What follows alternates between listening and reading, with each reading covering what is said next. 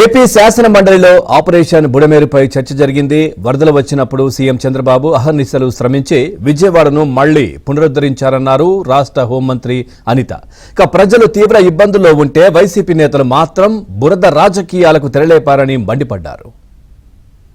వచ్చిన తర్వాత నుంచి కూడా గౌరవ సీఎం గారు ఎక్కడైతే వరద విజయవాడ ప్రాంతాల్లో వరద వచ్చిందో ఇమీడియట్ గా వరద ప్రాంతానికి సందర్శించి ఆ రోజు తన కార్యక్రమాలన్నింటినీ కూడా మానుకొని కలెక్టర్ ఆఫీసులోనే సుమారుగా 11 రోజులు తన అడ్మినిస్ట్రేషన్ డిపార్ట్మెంట్ అందరిని అక్కడే పిలిపించి బస్సులో బస చేసి విజయవాడని తిరిగి తన వాళ్ళందరూ కూడా పనులు చేసుకునే విధంగా విజయవాడని తిరిగి పునరుద్ధరించారని చెప్పడానికి ఈ రోజు మనం కాదు అధ్యక్ష, 5 కోట్ల మంది ప్రజలే కాదు ప్రపంచంలో తెలుగు వాళ్ళందరూ కూడా చూశారు అధ్యక్ష.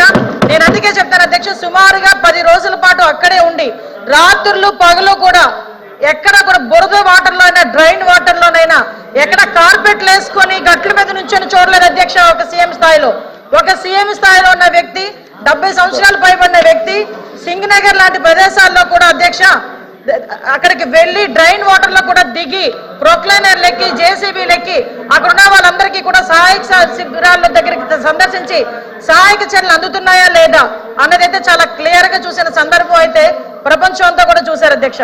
వారితో పాటు అధ్యక్ష సుమారుగా ఫుడ్ ప్యాకెట్స్ కూడా చెప్పారు, ఇందాక చెప్పాం అధ్యక్ష. 1,15,00,000 మందికి ఫుడ్ ప్యాకెట్స్ ఇచ్చాము అధ్యక్ష. ప్రతిపక్షం ఇవన్నీ ఇలా జరుగుతుంటే అధ్యక్ష ప్రతిపక్ష నాయకుడి కింద జగన్మోహన్ రెడ్డి గారు ఆ రోజు వచ్చారు అధ్యక్ష.